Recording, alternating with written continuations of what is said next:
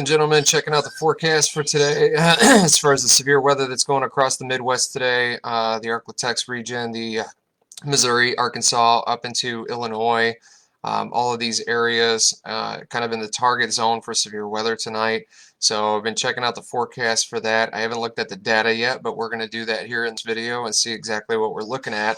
Updated information from the Storm Prediction Center so that there is a front that's going to be moving through here, and just ahead of that front we have some destabilization in the atmosphere that's going through. The problem is that during the day there might be some periodical break in the clouds, which is going to kind of initiate that daytime heating. And we're kind of hoping, there's a little bit of uncertainty with it, but we're kind of hoping that the cloud cover is pretty thick through this area, which is going to limit some of that daytime heating, keep things a little bit cooler than they would be, and that would limit some of the destabilization in that area, but they're just not sure if it's going to happen that way. There might be some periodic break in the clouds, which is going to heat things up a little bit during the day before the evening comes, and that is going to further destabilize the atmosphere and make it a nice breeding ground for some severe weather to come breaking out. So this is that outlook that they updated it to overnight. I think early this morning they updated the report, and this is what it looks like now with that 10% hatched in area for additional threat for tornadoes and some severe weathers, damaging winds. Quasi-linear convective system is going to be moving through here, which is, you know, I mean, it can be a bad thing for tornadoes, but I don't want everybody to get panicked or anything like that. It could go either way at this point. So we're going to take a look at everything and see exactly what we're looking at, see if we can get you through this event without any kind of worries here. This is the convection outlook that they have for tomorrow, which will probably be updated again, but we're going to look at it again on the Storm Prediction website here in a second. So you can see that front right there with that low pressure system moving through Kansas. Got that warm front to the north with associated Boeing cold front right here, and just ahead of that is where you're going to have that damaging wind threat and some of that instability in the atmosphere that they're talking about going through here with that dry line that's going to be hanging on right down through the panhandle of Texas. Going to be moving across this area, running off to the east-northeast later on tonight. So you're going to get some of those renegade cells just kind of taking off and running towards the northeast, and that's going to kind of mesh things up a little bit with the wind shear that we got going on in this area tonight. You can see that warm sector there already in the 70s and mid to 60s to 70s up in this area right here, which that may increase during the day with some of that daytime heating. Don't know exactly how it's going to roll out right now. Dew points over here are already in the 60s. I already got enough moisture in this area for severe weather to breed out here. You know what I mean? It's real wet, it's real moist, and it's not a good thing for our severe weather outlook here. Surface-based CAPE is sitting at 1,000 in this area already, so you already have that instability in the atmosphere that is prevalent there, and it's very pronounced. You know, you can see it. It's substantial as far as that instability. It's getting into that area. That wind shear here is going to be curving to the east later on through the evening hours, going down to sunset. Excuse me. You're going to have that wind shear just kind of pulling over to the east into Missouri, into the northern parts of Arkansas, through the upper Mississippi Valley. So that's the areas that we're looking at for that really substantial wind shear to really get it going, and you can get some of those cells rotating to multicellular supercells, kind of spinning out along this line of storms, and that's what we're kind of worried about, really sufficient wind shear here. Alright, surface vortice isn't really there yet, but you can see it just kind of popping up right here in the mid region right here, but this is probably going to intensify through the evening once these storms really get going. You're going to see that surface vortice really pop up and get a little bit worse. Alright, our supercell composite, we do have storms continuing, thunderstorms moving in through Missouri, through the upper parts of Missouri right now, moving out of the area, and I showed you in that video yesterday, that's that kind of first initial round of storms that's going to be moving out of Missouri and then eventually bringing in those line of storms in the Probably the early evening is when they're kind of going to start, and then by mid-evening, going into sundown is really when they're going to jump up and intensify. So you got that supercell composite that's already there. So it goes to show you that instability in the atmosphere that's already there. Got some tornado parameter that is starting to pop up a little bit. Right now, it's at low levels. This is low levels of tornado parameter, but we do have a 1 in there, it looks like. So anything, I think that's a 1. I can't really see it very well, but I think that's a 1 right there. And anytime that you have a tornado parameter of 1 or more, usually that means that tornadoes are potential in that area. But I think by the evening, once again, this is going to intensify. Unfortunately, that's just the case here. And that's the reason why right here. You see this? This is the EHI, the helicity that's available in the atmosphere right now. That helicity is right there at level 3 on the measurement right here. So you got a 3 for helicity in this area. It means that energy for severe thunderstorms and severe weather to roll out is already there. It's just kind of waiting for them to organize and just kind of really get rolling out here. All right, so lifting condensation, we've got 500s across the board across this area right here. Really low lifting condensation levels. So that's not a good thing either for your instability levels here. All right, so this is that convection outlook for today that they updated.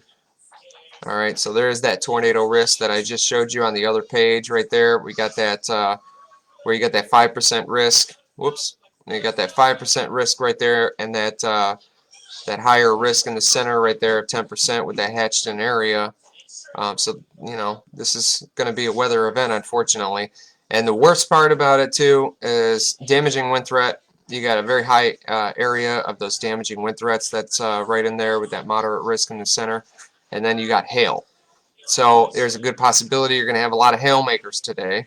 So where you might not in some areas have to worry so much about the tornadoes, you still got to worry about torrential rainfall, got to worry about flooding issues, the land getting wet and soaking all that up, trees coming down, power lines coming down from high winds. The soil is going to be really soaked, and then you got to worry about hail coming down too.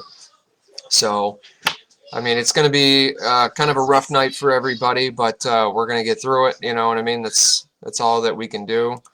Convection outlooks for the next couple days. As you can see, this moves to the east and then starts to head towards the Carolinas and the eastern coast, the eastern coastal states, South Carolina, North Carolina, Virginia, all these areas here. Even North Georgia is looking at some of this as well.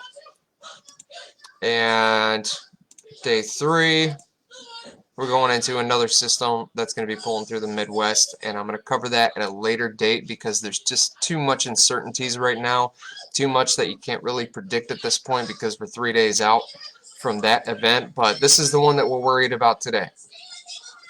All right, let's go to Pivotal Weather and look at some of the short-range models here and see what we're looking at for tonight. So let's go to the high-res model and see what is going on with this deal here. I don't know how much time that we're going to get. Looks like it should cover most of the event, not the whole entire thing. Looks like it goes up into the early morning hours of the 25th. So you can see that weather there. That's that first initial round of storms that's continuing on through upper Missouri into Illinois. Not really much going on with this. Most of it is just rainfall, some rumbles of thunder, and some lightning. Probably a lot of rainfall, but nothing really severe right now that we have to worry about. But as we continue on in the models, probably going to see this line of storms that's going to intensify and roll out here. All right, we're looking towards the 18Z of the 24th here tonight. All right, so now you can start to see these cells popping up here in the south, where it's probably going to extend into a line of storms, and you're going to have a lot more. There's that line of storms right there. So at this point here, we're looking at the evening hours of the 24th tonight. Let's just look ahead of that line and see what the hydrograph looks like. All right, so pretty moderate tornado risk here. Got a good looking hydrograph. Got significant hail and supercell development. A lot of the things are kind of in place for those storms to roll out here. We got a 2,000 or more in surface cape. Lifting condensation is nice and low. Got a nice stable wind field down here with some sufficient shear. Got caps breaking, moisture's up in the air. Got that heat that's going on there. It's just more like a diurnal heating here that's going on through the evening hours, and that's mostly because of what I was talking about with that daytime heating. So you're going to have those periodic break in the clouds where it's nice and sunny for a little bit, and that's a bad thing because you got these storms rolling out tonight. We don't want that today. We want, you know, nice and overcast, gray, kind of cloudy things where it's going to kind of limit some of that heating. Hopefully it works that way, and if it does, it could actually limit the potential for these storms to be more intense. You know what I mean? So hopefully it won't get to that point, and we won't have a real intense system moving through here with all that daytime heating that's going on. Alright, so and then there should be another line that forms just behind this line, and that's that initial second round of storms moving in behind that training system there. So you can see that significant supercell development that's going on through here. 2,400 and almost 2,500 in surface cape. Got a real wide break in the cap there. Got a lot of moisture going up into the air, and then, you know, some of that heating that's going on there. While it's not, no, I can't say it's not a whole lot of heating. I mean, it's a pretty sufficient amount of heating, and that's probably from that daytime heating that's going on. Hydrograph looks pretty good with that storm structure that they got right there. The wind field's going to be pretty stable throughout the day because we have so much sufficient wind shear in this area right now. And then going into the evening hours, that wind is really going to be there. And that's kind of a crappy thing because that's going to really wind up these storms with a nice punch to them. It really gives the storm the power it needs to really rotate, to get things spinning up, and then also have a damaging wind threat as well, even without a tornado. So this is, kind of a problem. So with that wind shear and it's blowing in, got those westerlies that are coming in through there. It's really good. It's going to support updrafts and definitely downdrafts in this point, but it's the updraft that I'm more worried about. And it's because when you study the storm structures of these storms, most people think that it fuels off the RFD. That a lot of people think that tornadoes, they kind of, get their power and their fuel essentially, so to speak, from the RFD or the rear flanking downdraft, and that's not the case. It's actually right here in this area when you look at a storm structure. It's called the updraft pool. And when you get that inflow notch, right at the end of that inflow notch, where that inflow is, there's an updraft pool right there, and everything goes to the ground as far as the updraft, and then it gets, kind of sucked up into the storm from what is called the updraft pool. That is, the gas station essentially for a tornado. That's what really fuels the tornado. You know what I mean? It's not the RFD, but that updraft pool, that is what matters the most.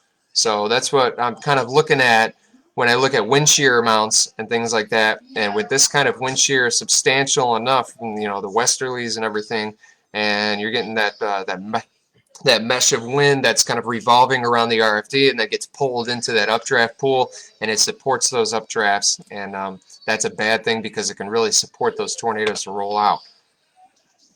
Alright, so there's our two lines of storms. We're looking at 22Z on the 24th here.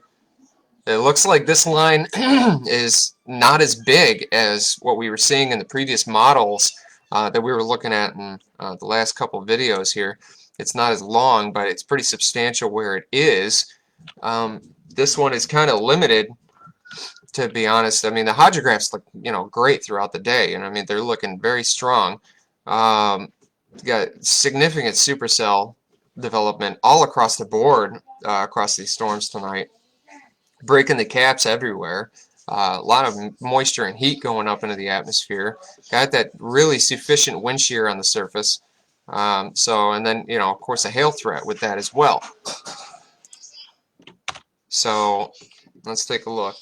All right, so this big line of storms right here You know what I mean? And that's really kind of going to be the center point of what's going on with these storms, because with a big line of storms like this, I mean, this one right here is probably losing some of its punch because of this line right here. I think that this is going to be taken a little bit from it because it's so far ahead in what would be the squall line of storms, you know, being ahead of this one. And I think this one is, I think this one's going to be the one that's, you know, taking all the energy.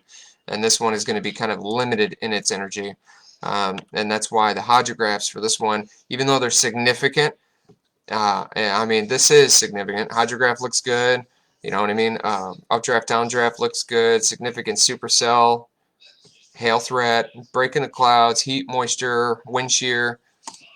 I mean, that's good. You know, for that, I mean, it looks good for tornadoes. Not good for us, you know, because, you know, hey, we don't want tornadoes rolling through here. But I'm just saying that looks good for tornadoes to roll out. But let's see just behind that line, in between the two, we're going to look just ahead of the second line and see what it looks like there. Higher tornado threat now. So more significant supercell development. It looks like the Cape is a little bit lower, and I think it's in between those two lines. I think that's that portion right there where that second line is absorbing up some of that energy. So the Cape is going to be shifted between these two lines. That instability that's there.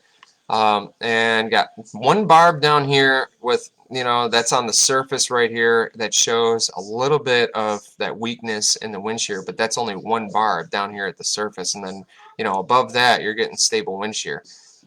So that's that might be the conversion kind of, you know, so to speak, in between the two lines of storms as they kind of trickle off to the east. I'm going to look a little higher in northern Missouri here. Pretty much the same thing. Significant supercell development, almost 2,000 in surface Cape. Significant hail development here. Hydrograph looks good. Wide break in the cap. Got moisture. Got heat. You got wind shear. So that tornado threat really is anywhere pretty much along this line of storms. The further south we go at this time frame, it looks like we're getting more moisture, but it doesn't look as high as a tornado threat or of a tornado threat, but still getting significant supercell and hail development. So that's really going to affect your damaging wind threat and your hail threat, of course, obviously, as this continues off to the east. And then by, what are we looking at here? By the early or overnight period into the 25th, it seems like it's becoming more broad and more widespread, where that threat starts to diminish a little bit. Still getting marginal tornado risks based on what is going on there. I mean, so tornadoes could be kind of rolling out or going up and down the entire night, all the way through the overnight period. Yeah, anywhere you click along these line of storms. So what this tells me is that these two lines of storms, as they're forming and as they're going across Missouri into Arkansas, anywhere along these lines, from top to bottom, you could have supercells popping up. You could have mesocyclones forming anywhere along this line. Anywhere from, you know what I mean, up here, up into Illinois, all the way down, you know, going to the southern parts of Arkansas. I mean, the high-res model is just going to show me what the atmosphere is doing in this area, not specifically what's going on in the storm at this time, because it can't accurately 100% predict that, but it has a pretty good idea. So anywhere along these lines of storms, you can have a multicellular or quasi-linear system just building up supercells, just popping them out anywhere along this line. And that's kind of a problem, because that means that tornadoes can happen anywhere along this line now. You know what I mean? We're talking about basically the entire state of Missouri and, you know, half of Arkansas going into half of Illinois. And as these kind of roll out to the east, going into the early morning hours, see a lot of reds in there, and also I see a lot of notching. I mean, even on this model, as far away as it is, you can see that. Let's go to FV3, and then we'll go to a regional kind of area here and take a look at this a little bit more accurately. So let's go back a little bit and see those lines of storms that are kind of popping out here.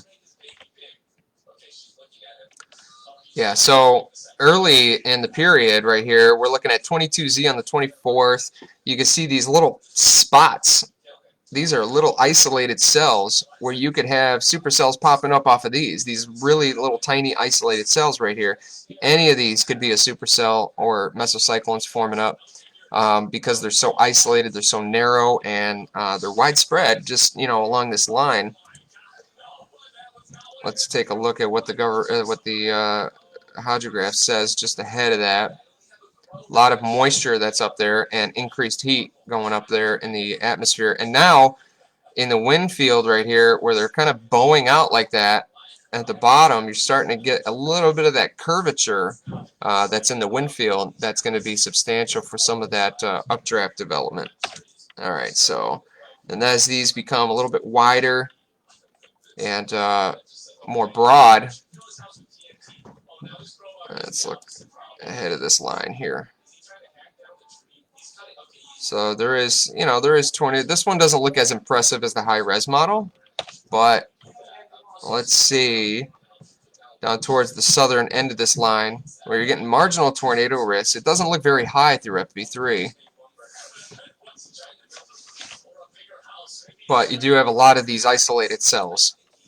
These spotty kind of isolated cells, marginal tornado risk. Hydrographs look good across the board anywhere that we look. But then you get these kind of tearing away, and these things are kind of just like running off through Arkansas, it looks like. And you get tornado threats pretty much all the way through these lines, and you can see that bowing structure in that wind field as it's kind of bowing out like that. And that tells me that there's a little bit of spin up that's capable in this area. But the way that these are notching, this line has just got some notching segments in here. It actually is anticipating some of that updraft development with some of these notchings that are in the line of storms right here. It just tells me that there's going to be a lot of inflow that's going to be possible, probably through some advection that's going in there, and it's going to be supportive of those updrafts. A little bit of notching in there. So anywhere you got that notching and everything, there could be some supercells in there that'll get spinning up and might, you know, drop a couple tornadoes here and there. Then this line just kind of formulates together. Still got a lot of notching in there and everything. Looking just ahead in the northeast corner of Arkansas, it seems to taper off a little bit anyway as the threat continues. Looking a little bit north. Still got some marginal tornado risk in some areas. But it seems like at this point, going into the early morning hours of the 25th, it starts to taper off, becomes more widespread, and it eventually kind of loses its power a little bit. So what this tells me is that this threat could go either way. There could be a chance for some stronger tornadoes throughout the night. But I mean, I don't think that they're completely in agreement, because high res shows us one thing. NAM is going to be friggin' terrible. I'm not even going to tell you. I'm not even going to show you NAM, because I know that NAM is going to bring the threat like way up, and I don't want you guys being panicked about that, because it's probably not going to happen that way. As these kind of roll through, it could be one of those situations where, you know, you could get those stronger tornadoes and it could be pretty bad, or it could be, like I said before, where they're just kind of ramping up, they're going down, they're ramping up, they're going down, and it's just kind of an up and down process all night where these storms are recycling, burning off their energy, trying to reorganize, and then, you know, having to start all over with Helicity. All right, so as they move to the east, and it could not, you know, I mean, it might not be that bad. You might have a couple of tornadoes that are maybe a little bit on the stronger end, you know what I mean, that would do, you know, maybe, I mean, I'm making an educated guess because I can't predict it, but, you know, maybe strong F1, F2 damage, you know, or something like that, and as they continue to the east, but I can't anticipate that, but, you know, but I'm just making an educated guess here, and I don't know for sure. But I don't think that it's going to be, I don't think that tonight is going to be as bad as what some of the models suggest, but I will say that some stronger tornadoes are probable throughout the night in some of these cells that are going to be building out. So I just wanted to give you an updated look at some of the data and show you what's going on. I hope everybody stays safe tonight. Be weather aware. Have that plan in place for your family to keep everybody safe. And I'll let you know if there's any further updates going on. I appreciate you watching. Stay safe, and hopefully everybody gets through